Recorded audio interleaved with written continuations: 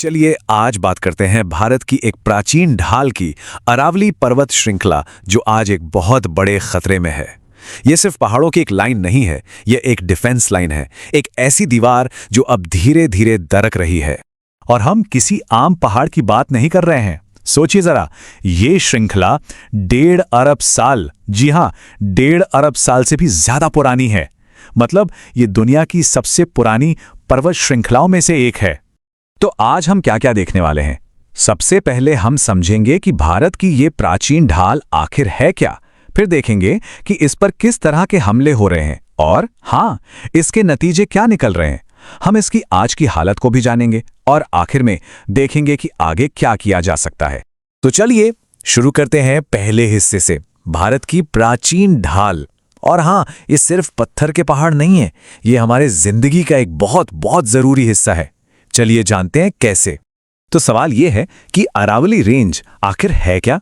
देखिए, ये एक बहुत पुरानी, मतलब बहुत ही पुरानी पर्वत श्रृंखला है जो राजस्थान से लेकर हरियाणा, दिल्ली और गुजरात तक फैली हुई है। और इसका सबसे जरूरी काम, ये रेगिस्तान को आगे बढ़ने से रोकने वाली एक कुदरती दीवार की तरह काम करती है। और ये कोई ऐसी वैसी दीवार नहीं है। सोचिए, ये थार के रेगिस्तान को हमारी तरफ आने से रोकती है। ये हजारों तरह के जीव जंतुओं और पेड़ पौधों का घर है। यही नहीं, ये जमीन के नीचे पानी को रिचार्ज करती है और तो और हमारे इलाके के मौसम और तापमान को भी कंट्रोल में रखती है। मतलब सीधी सी बात है, अरावली सिर्फ एक पहाड़ नहीं है, ये एक पूरा का पूरा इकोसिस्टम है जो हमारी रक्षा करता है। लेकिन यही इकोसिस्टम, यही हमारी ढाल अब खतरे में है। तो चलिए अब दूसरे हिस्से की तरफ बढ़ते हैं और देखते हैं कि वो कौन सी ताकतें हैं जो इसे तबाह कर रही हैं। अरावली पर हमला। इस तबाही की सबसे बड़ी और सीधी वजह है अवैध खनन, मतलब गैर कानूनी माइनिंग। मिनरल्स और पत्थर के लिए इन पहाड़ों को दिन रात खोदा जा रहा है और नतीजा, ये अंदर से बिल्कुल खोखले होते जा रहे हैं। इसके साथ ही एक और बड़ी दिक्कत है शहरों का बेतरतीब फैलाव। दिल्ली और गुरुग्राम जैसे बड़े बड़े शहर, वो फैलते फैलते इन पहाड़ियों को ही काट रहे हैं, जिससे इनका जो नेचुरल स्ट्रक्चर है वो खत्म हो रहा है। और फिर आता है पेड़ों का कटना, यानी डिफॉरेस्टेशन। ईंधन के लिए, कंस्ट्रक्शन के लिए पेड़ों को काटा जा रहा है।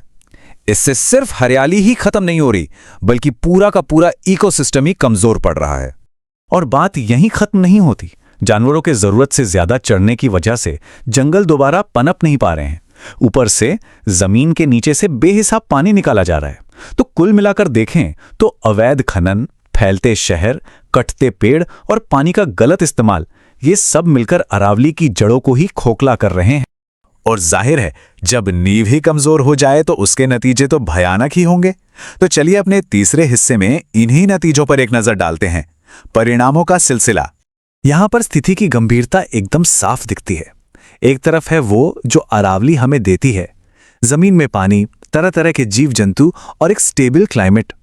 और दूसरी तरफ इसके खत्म होने का नतीजा, पानी की भयानक किल्लत, जानवरों की प्रजातियों का गायब होना और शहरों का हीट आइलैंड बन जाना।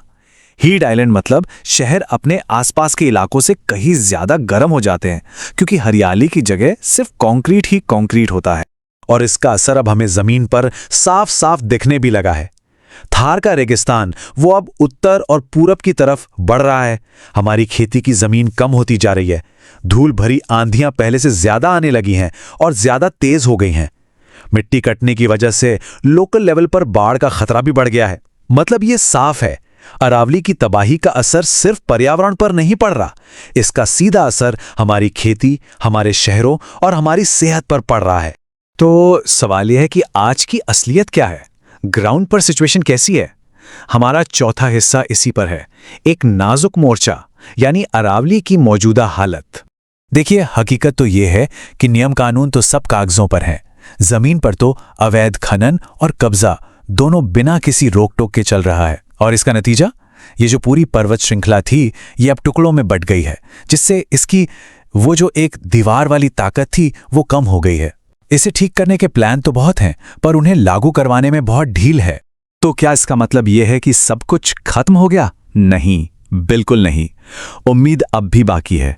तो चलिए अब बात करते हैं कि आगे का रास्ता क्या है, क्या किया जा सकता है। हमारे आखिरी हिस्से में आगे का रास्ता बनाना।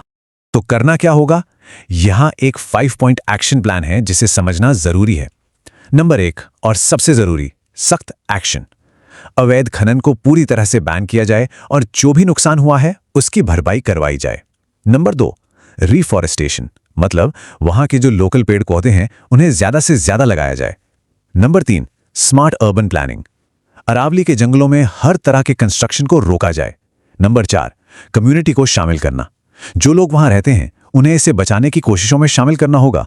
और आखिर में नंबर 5, साइंटिफिक मॉनिटरिंग, सैटेलाइट और जीआईएस टेक्नोलॉजी का इस्तेमाल करके इस पर लगातार नजर रखी जाए। इस पूरी चर्चा का जो सार है वो इस एक लाइन में समझा जा सकता है।